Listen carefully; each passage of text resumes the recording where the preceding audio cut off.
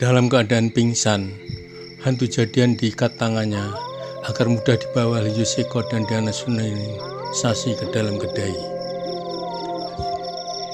Paman bisa mengenali siapa hantu jadian ini? Pemilik kedai, ya ampun Raden, aku tidak pernah menyangka bahwa pelakunya adalah satu dari mereka, anak buah jurang Grawah yang dulu sering makan tidak mau membayar. Kalau pulang minta uang sangu tidak sedikit. Pasti yang lainnya juga ikutan jadi hantu jadian. Lihat itu, hantu jadian membawa sekantong batu kerikil untuk menyambit orang yang melihatnya. Diana Sasi, Paman sekarang boleh menutup kedainya.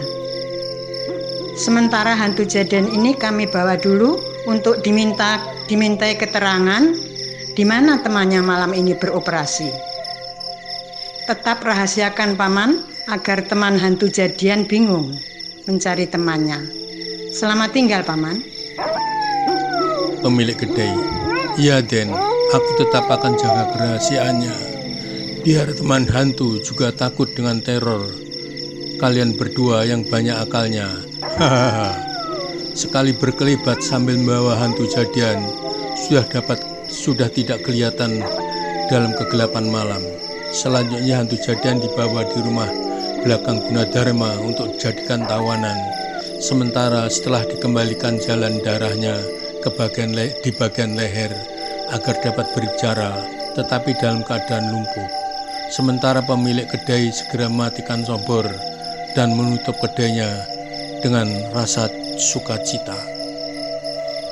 Selanjutnya mereka berdua meninggalkan tawanan, kemudian pergi ke lain desa berlari meringankan tubuh agar cepat sampai di desa yang memasang obor di jalan sebagai penerangan.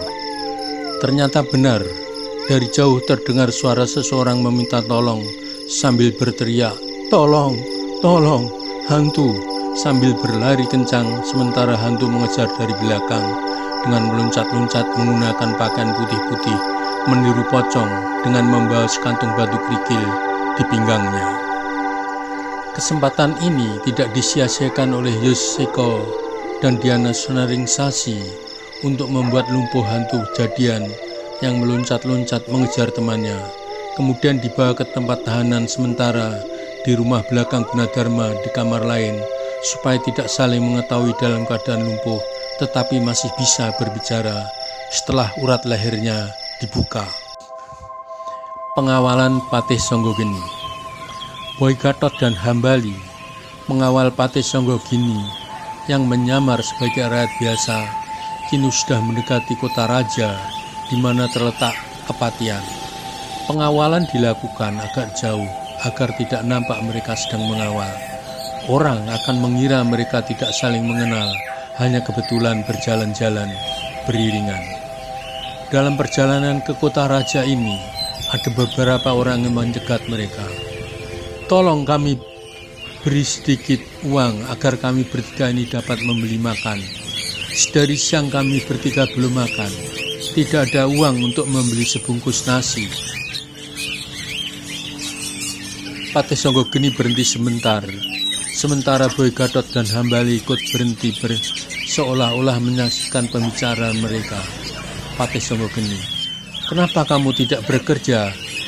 Peminta, "Maaf Paman, kami bertiga hanya buruh mengangkat barang di pasar induk. Sekarang pasar sudah mulai sepi, tidak ada yang menggunakan tenaga kami, sehingga kami tidak dapat upah.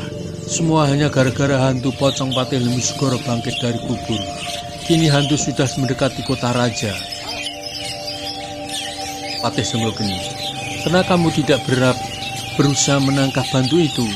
Peminta, "Kami tidak berani Paman. Menurut berita yang kami dengar, siapa yang ingin melihat hantu tersebut disambit dengan batu kerikil yang dapat melukai orang yang melihatnya. Jadi kami bertiga takut juga." Patih Songgogeni, "Apakah kamu pernah membuktikan bahwa itu benar-benar hantu?" Peminta, "Belum Paman. Cerita ini aku dapat dari pemilik kedai nasi yang sering aku datangi. Sekarang belum tutup, sebentar lagi pasti akan tutup. Ada yang ingin melihat hantu tersebut, tetapi disambit dengan batu kerikil sampai terluka. Patih Songgogeni. Ini ada sedikit uang, kalian bisa gunakan untuk membeli beberapa bungkus nasi. Segera ke kedai sebelum tutup. Peminta. Terima kasih paman, kami bertiga segera ke kedai untuk membeli nasi. Setelah diberi sedikit uang oleh Patih Songgogeni, mereka segera beranjak pergi ke kedai sambil berlari-lari kecil agar tidak keburu tutup. Hambali. Paman, rupanya hantu jadian sudah masuk kota. Penduduk sudah takut duluan. Patih Songgogeni. Benar, pasti ada yang lainnya banyak yang kehilangan pekerjaan. Setelah mereka berjalan sekian lamanya, kini kepatihan sudah dekat, tinggal beberapa puluh meter. Boy Gatot. Paman, mohon maaf, kami mengantar paman sampai di sini saja agar orang-orang tidak mengenali kami. Kami berdua akan mengamati istana yang dulu ditempati keluarga Durmagata. Barangkali di sana masih ada kegiatan. Patih Songgogeni. Terima kasih atas pengawalan dan perhatian kalian terhadap paman. Sampai jumpa dan selamat menjalankan tugas. Demikian mereka berpisah. Patih Songgogeni menuju ke kepatihan. Sementara Boy Gatot dan Hambali meneruskan perjalanan menuju tempat tinggal Durmagata dengan santai sambil menunggu datangnya malam agar tidak dikenali orang. Sesampainya di kepatihan, Patih Songgogeni melalui prajurit jaga memerintahkan agar Bratasena Jedipati segera menghadap Patih sekarang juga. Beberapa saat kemudian Bratasena Jedipati datang dengan tergopoh-gopoh karena pasti ada perintah yang penting. Bratasena. Kami datang paman. Menunggu perintah. Patih Songgogeni. Panglima Perang Bratasena Jedipati, apa yang akan kau lakukan malam ini untuk mengatasi hantu jadian? Bratasena. Paman, pasukan hamba pecah satuan-satuan kecil. Akan aku sebar hampir ke semua desa, karena yang kemarin tidak efektif. Hantu jadian berpindah-pindah di lain desa.